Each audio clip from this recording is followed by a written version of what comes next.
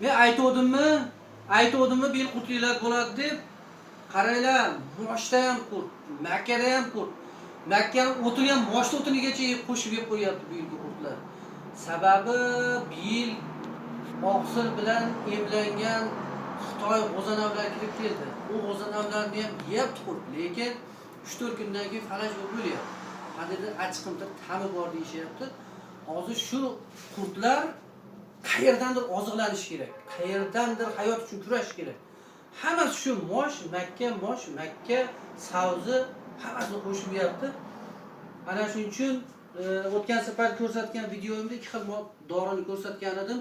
Ana shunga qo'shimcha qilib karagen yaxshi effekt beryapti. Mana hozir mana shu kuraj deyilgan karagen dorisi qurtni yaxshi olyapti. Qachonki bunga ham bitta kantashli dori qo'shiladi. Yo karate, yo enjo, yoki antikalarat, shunga o'xshagan dorilardan qo'shib sepsa yaxshi effekt beryapti.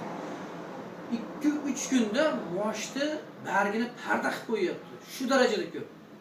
Makkani tortsangiz, Makkani ichini qora axlati bilan to'ldirib tashlagan. Shu darajada mosh Makkani ichida ham qurt ko'p. Shuning uchun qurtga astoydil ishlanglar, ketidan keyin hosil pishay deganda buni arzimagan 100 ming, 200 ming so'mni deb hosildan ayrilib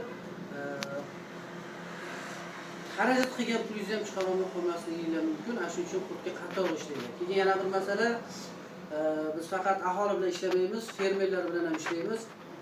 Hurmatli mana vazirimiz, qishloq xo'jaligi vaziri Abdurahmon Ibrohimovich juda yaxshi maslahatlar berib boryapti.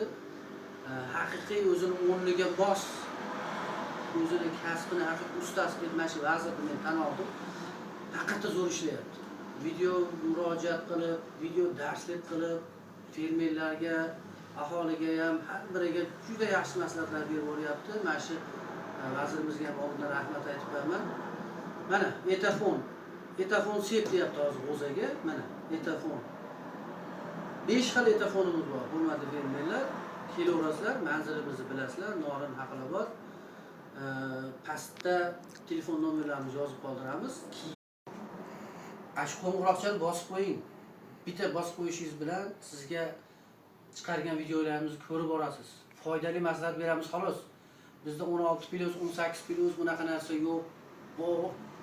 Bo'lmagan vaynlar yo'q. Faqat foydali maslahatlar bo'ladi.